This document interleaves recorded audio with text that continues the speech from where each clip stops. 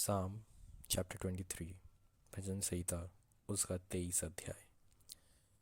यहोवा मेरा चरवाहा है, मुझे कुछ खटी न होगी।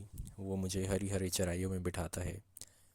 वो मुझे सुखदाई जल के झरने के पास ले चलता है। वो मेरे जी में जी ले आता है। धर्म के मार्गों में वे अपने नाम के निमित्त मेरी अगुवाई करता है।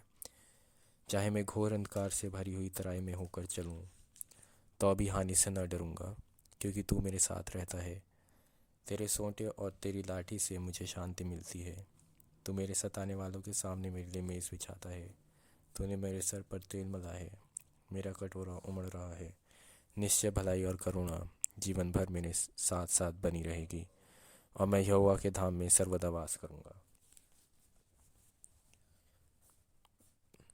यहोवा मेरा चरवाहा है, मुझे कुछ घटी ना होगी।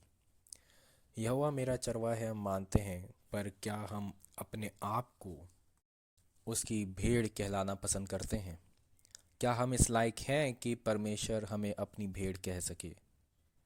हम न जाने कितने साल से भजन ये चैप्टर बोलते आ रहे हैं। इसमें सब अच्छी अच्छी बातें हैं, स्टार्टिंग से लेके एंड तक। और साथ ही साथ राजा दाऊद अपना रिश्ता परमेश्वर के साथ बताता है। तीसरी और चौथी आयत में जैसे कि हम पढ़ते हैं कि वो मेरे जी में जी ले आता है। धर्म के मार्गों में वे अपने नाम के निमित्त मेरी अगुवाई करता है। चाहे मैं घोर अंधकार से भरी हुई तराई में होकर चलूं, तो भी हानि से न डरूंगा, क्योंकि तू मेरे साथ रहता है। तेरे सोंटे और तेरी लाठी से मुझे शांति मिलती है।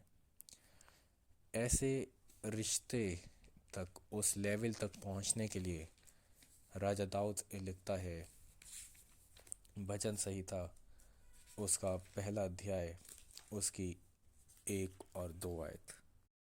क्या ही धन्य है वे पुरुष जो दुष्टों की युक्ति पर नहीं चलता और ना पापियों के मार्ग में खड़ा होता है और न ठट्ठा करने वालों की मंडली में बैठता है, परंतु वह तो यहोवा की व्यवस्था से प्रसन्न रहता और उसकी व्यवस्था पर रात दिन ध्यान करता रहता है। और साथ ही साथ हम भजन संहिता चैप्टर 15 उसकी 1 से 3 आयत तक पढ़ेंगे। हे परमेश्वर, तेरे तंबू में कौन रहेगा? तेरे पवित्र पर्वत पर कौन बसने पाएगा? वो जो खराई से चलता और धर्म के काम करता है और हृदय से सच बोलता है, जो अपनी जीभ से निंदा नहीं करता और ना अपने मित्र की बुराई करता और ना अपने पड़ोसी की निंदा सुनता है।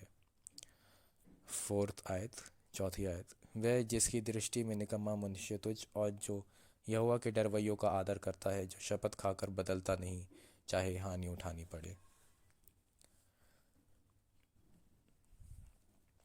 इस लेवल तक पहुंचने के लिए राजा दाऊद काफ़ी अपने जीवन में संघर्ष करते हैं। तब जाके वो भजन संहिता उसका 23 अध्याय लिखते हैं। ये कोई वन नाइट वंडर नहीं है कि परमेश्वर हमारे साथ है, सब चीज़ अच्छी अच्छी चलती रहे।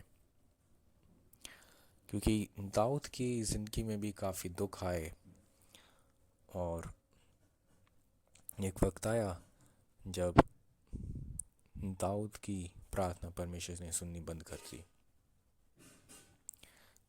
तो इसलिए हमें सोचने की ज़रूरत है कि हम कहाँ पे स्टैंड करते हैं अपनी लाइफ में। आगे लिखता है भजन संहिता उसका 23 अध्याय उसकी 5 आयत में, तू मेरे सताने वालों के लिए मेरे लिए मेज़ बिछाता है। तूने मेरे सर पर तेल मला है। मेरा कटोरा उमड़ रहा है। मेरे विरोधी, मेरे सताने वाले चाहे सामने भी हों, तो भी परमेश्वर की दी हुई शांति से, जो समझ से परे है, परमेश्वर हमको चैन और सुकून देता है, जिससे कि हम उसी मन की शांति से अपना भोजन कर सकें।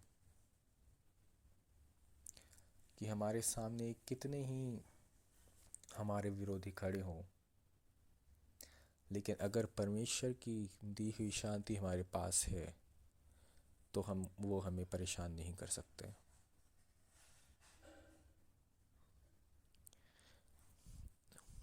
और जो हम कहते हैं, जैसे राजा दाऊद लिखता है कि मेरा कटोरा उमड़ रहा है। इंग्लिश में लिखता है माई कप ओवरफ्लोज। हम किस बात के लिए कह सकते हैं कि माई कप ओवरफ्लोज, मेरा कटोरा उमड़ रहा है? केवल धन्यवाद के विषय। बस हम उसका धन्यवाद करते हैं कि हे परमेश्वर, मेरा कटोरा जो है वो धन्यवाद के साथ उमड़ रहा है, कि धन्यवाद ही निकलता है हमारे जो शरीर है, ये जो हमारा कटोरा है उसके अंदर से। लेकिन उसके बावजूद हम अपने को बस बुराइयों में लगे रहते हैं।